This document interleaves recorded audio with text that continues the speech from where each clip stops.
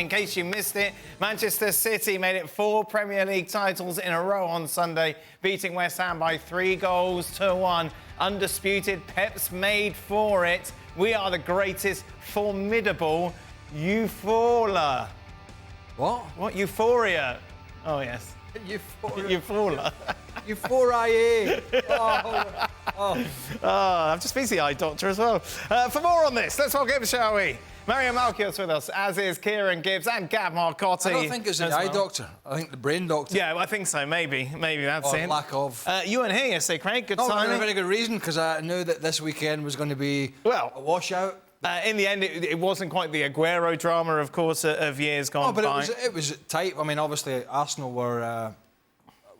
we battered at one point. Yeah, we don't need to recap the whole thing. We did that yesterday. I'll go home then. That's what we're going to talk about. But in general, a team that's made it 4 in a row, from a professional point of view, how impressive is that? No, look, we can't, notwithstanding the off-field stuff that is going on behind the scenes at City, and that, I've touched on that recently. That just won't go away, and it's not a good look. Not when you're punishing other teams, which is everything is slightly different, nothing is ever the same, but still all this sort of hanging over them is not a good look for the Premier League. But from a player's perspective, and I suppose a coach's perspective, you want good players, you can get them, which is part of the problem, I suppose, and part of the investigations.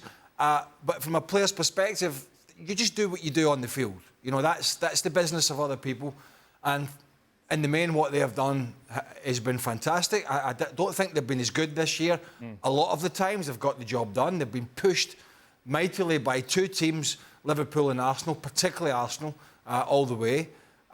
It could have gone either way. I think Europe was disappointing for them, to be honest with you. They played well, I suppose, in possession against Real Madrid, but didn't get the job done. But yeah, it's still a really, really great achievement. But they have got the best squad. Yeah. And arguably they have got the best manager, and they have got probably the biggest budget. So all the cards are being stacked in their favour, but you still got to go out and do it and play with that panache, and they've done that again. And you've still got to have that hunger, Kieran, to go out there, despite the fact you've won 3 previously, to go out and do it all again.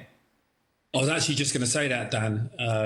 It's pretty unbelievable even when you win 1 trophy, for a whole squad, there's always going to be 1 or 2 players that take their foot off the gas, which is quite normal because, you work that hard to win something, so you want to enjoy it. But, even off the back of a treble as well, is pretty astounding how he's managed to keep the squad just as hungry. Obviously, they fell short in the Champions League, but to go and, be pushed right to the end again and still find a way to get it done, for all the quality and, the skill that they have as a squad, to go and do that, the mentality has to be more than exceptional. Yes, it's unbelievable, sorry. How much credit should Pep Guardiola for instilling that hunger in this squad, Mario? It's very fascinating. I mean, what the guys already talked about. The key thing is that he's so creative. When he plays football, remember we saw him playing. He loves to play the 4 at the back and the 3 in the middle and the 3 at the front. But then he changed the system and putting one of the outsiders, like the right backs or the left backs, to come into the middle of the park to play the game. Arsenal start doing it. So for him to play football like that and always being creative and say, like, how can I really affect them? Guardiola played up, for example, plays up. Sometimes Walker comes in. The things like that. Foden, for example, that we already highlighted him. I think he discovers talents, and I think that's what he's good at. And there was a time when we were talking about him where he wasn't really playing him or not picking him, and people would start saying, why is he not playing him? And Foden came out, he said, yeah, he told me I need more time. And arguably, all of us were watching it and saying like, oh, well, why? And look at it now, you understand? It's the guy that on the final day opens a deadlock and becomes like that diamond that everybody's watching now and talking about. Is this a problem for the Premier League, Gab? 6 titles now out of 7 belong to Manchester City. Well, look, I think overall, from the Premier League's perspective, you would look at this and you would say, hey, we'd like some excitement every year. And I do think when they look at this, I think they're grateful that Arsenal have come out and have pushed City this season, just like Liverpool pushed Manchester City, in the last couple of years. I mean, Pep has talked about this, right? Kind of forcing City to stay on top of their game, to up their game, and most seasons finish ahead of Liverpool. Obviously, Klopp is gone now, but I think, while on the one hand it would be great if you had a Premier League with a different winner every year and 4 teams tied going in the last day of the season, it's equally pretty cool to have probably the best or second best, depending on the day, team on the planet, and being able to call it your own, and being a witness to this history making. So I don't think this is an issue for the Premier League. I think this could go away as soon as the manager decides to go. Right. Well, I say it's not going to go away. City are not going to go away, but the level of performance, I don't think will be matched. I don't, because you have, and there's a lot of people will go out and say, well, this is a guy that coached Barcelona and Bayern Munich and all these superstars, Messi era and Xavi and Busquets and Iniesta, and I get all that, but still what they were doing was sensational. And there's been peaks and troughs, and there are naysayers out there, but I think for most of us looking at how he coaches these teams is quite incredible. And I don't think he has an equal. Not to say that there are not other great managers out there. I mean, we have one in particular, well, we had one leave Liverpool, not with the same amount of success, but who certainly turned the ship, an ailing ship around and put energy back in. We have a guy in Madrid, and Ancelotti, who goes about it in a different way, but has an equal amount of, or if not better, in terms of success. But I think we could argue City go about it a different way to Ancelotti's teams. That's the difference in coaching. But I think there are few equals to him, Guardiola, in terms of coaching. And so, that means that City will probably be strong, but not as good. And that's an opportunity for the others to step up. Now, all these teams that are spending money, like Chelsea, like Man United, like Liverpool, like Arsenal, need to be there ready to step in if they have a bit of faltering. And everybody's worried now about, in Merseyside, what's going to happen with Liverpool? What's Arne Slot going to be like? Can he have the drive and the energy that is going to take Liverpool back to the heights that they were? And City are going to have the same problem. He's touched on it after the game. He's talked about the tiredness, the fatigue, and he's been there a long time. And I think, to be honest with you, that when he leaves, that is going to be a real opportunity for the others to try and take the reign. But they have to be ready. Yeah. There's no point these teams being in a bit of a shambles when City change managers, because we'll just ultimately have the same thing. But if they're primed and ready, like Arsenal are at the moment, with maybe 2 or 3 little additions here or there, then we could see this. I don't think we're going to see it last, put it that way. I don't think we're going to see a Bayern. Well, the thing is, we know he's not going to be there forever. I don't think we're going to look at 11 titles in a row that we were with Bayern. I just don't think that's going to happen. He was asked about his future in the celebrations afterwards. This is what Pep Guardiola had to say about his time at City. The reality is, I'm closer to leaving than staying. Some of the moments I'm a bit tired, but some of the moments I love, and we're here winning games, looking good with new players. I started to think about no one has done 4 in a row, why don't we try? And now I feel it's done, so what next?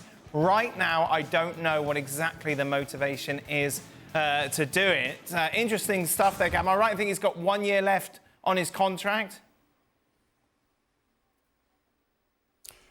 That's right, 2025. Now, I wouldn't read too much into the contract, because obviously he can write his own ticket there. If he wants to leave, they're not going to keep him against his will. And if he wants to stay longer, hey, they're certainly not going to say no. But it does kind of put this sort of, mental barrier in your mind where you are thinking about that deadline. It's interesting, Mario, isn't it? Given how his DNA is all over this club, this team, this squad. As Craig said, his departure will inevitably just level the playing fields a little. Yeah, of course. I think, also the way his philosophy regarding football, right? Because the way he thinks about the game and the way he wants to influence the game. Look, because of his background, the connection to Cruyff, and me being Dutch and coming from Ajax and the similarities in that sense, he is all about he wants to win the game in the most beautiful way that is possible. Okay, the Barcelona connection, the Bayern Munich, that was maybe a little bit different, but still, at City's similarities he's creating. So for him to carry on, after winning so many titles already in England, he brought it in the open because he's maybe going to think about it. I don't see him yet leaving because I think he will, even if it's the last season, he will finish that one off. But winning the Premier League 6 times, you understand, and then the Champions League. And the Champions League was one of the biggest fights where they were going after as a club like Manchester City, because they knew what it felt like to be, league winners. But to win the Champions League was like something that would bring something special. And you could see it also at his face. And the winning mentality that he possesses, like even in the game, well, how he reacts and how emotional he is the Spanish side of the emotion that he brings within the team. And I like that about him. And I like the way his teams play. But the only thing is that people are going to try whatever it takes to catch him out. And every time he comes with an answer, while he didn't start the season, Craig pointed really well. The season didn't start well for City. Regardless if we all, there was a big group, voting for them, including myself, that it would win it. But they didn't kick off that well. But look at them now at the end. They do the final sprint. Oh my God, unbelievable. I felt sorry for Arsenal, why I thought they had a big chance this season. Yeah, we'll talk about Arsenal a little bit later on. Kieran, simply, we're in the playground pickup game. Who are you picking first, Rodri or Foden? Oh, in a pickup game, how many each side? We'll go 11 aside. If it's 11 aside, then Rodri. Right. He's been the most important player you feel from this season. Yeah, I mean, look at his record. He has everything. He's big, he's strong, he reads the game unbelievably well. His anticipation, his way of getting the team behind him and communication with his teammates. I've been super impressed with the signing of Rodri. 74 games, by the way. What? That Rodri has started. He hasn't made my team of the year. Has he not made your team of the year, which will be unveiled tomorrow, ladies and gentlemen? What a trick. Has he not? Don't be daft. I was going to say, what are you doing, you weirdo? Try to wind people up. Oh, well, that's easy enough. Meanwhile, just going back to Phil Foden, Kieran, does he remind you of anyone that you saw during your playing days? How impressed have you been with his elevation once again this season? If I could pick anyone that he resembles my playing days, it would be Jack Wilshere. How he's dealt with not playing at first, with Pep making it clear that he's not ready. But he's just brought him in perfectly over the last 4 or 5 seasons, and he's taken the responsibility upon his shoulders, and he's pretty much been one of the most important players of City this season. And now he just looks right physically. I feel like, I don't know what it was that Pep, wasn't playing him at the beginning, but physically now he just seems primed. He seems the right speed, the right balance. He can cope with the demand of the games. I felt like if you compare it to Jack Wilshere, he was 18 playing 35, 40 games a season. And, it ended up being a little bit too much for him. But with Foden, he's been brought in at the right times, and now he can manage the load of Champions League every week, playing for England and playing for his club at such a high level. So, I give him credit for that, but also Pep.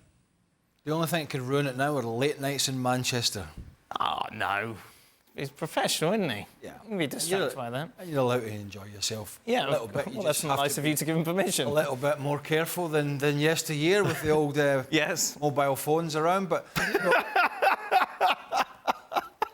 trying to be serious here. I mean, people have to let their hair down now. No, I know. No matter what sport you're in, if you're an elite level athlete, you still have to have a level of enjoyment. But the problem is everybody's ramming it down your throat whenever they see you out. But back to the point, everything we see Phil Foden, and the clips are always spanking the ball in the top corner or bending one. And these are great.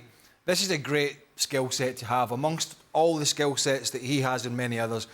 I think his best attribute is his awareness of where people are. And that just doesn't necessarily mean his teammates, but it means his opponents. Whenever you see Phil Foden with passes coming into him or the ball coming into him, he has this lovely ability to sort of let it just roll across him. Yeah.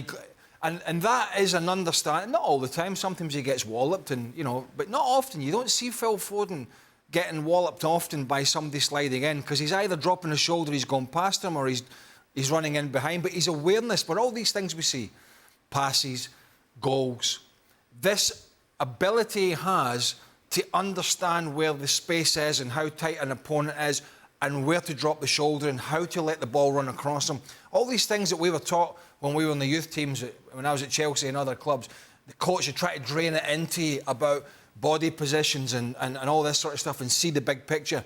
That's what he does great. One of the reasons all these good things happen for him and other elite players is that they understand when the ball's coming to them, or even some of these guys before the ball's coming to them, just what they're going to do. Right. In terms of, do I need to let this run across me? Do I need to take it early? How do I position myself to make the best out of this moment? And he does that. I think does it as well as anybody. I think he can get better. But his awareness to go along with the technical side of it is really something. I've noticed it from a young age, but I think he's got better at it through this coaching. But it was evident from a young age, his ability to just sort of glide away from people. And that's a game awareness side of it. And that's not going to win you any awards, you know. That's not putting the ball in the top corner. That's not playing a 70-yard ball over the top. But it's hugely important in a team like City, the way they play, to have that awareness. And that awareness, Mario, must be a nightmare to defend against.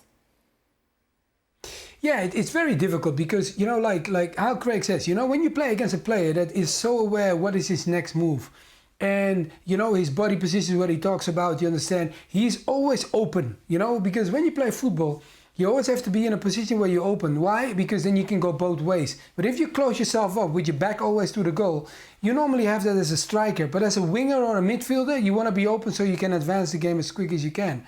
But one of the key things I feel, you know, with him is also him playing with De Bruyne, right? And De Bruyne is the architect of that team and flowing the game. But what he does well, he has the skill and the understanding of football, but he also has the energy.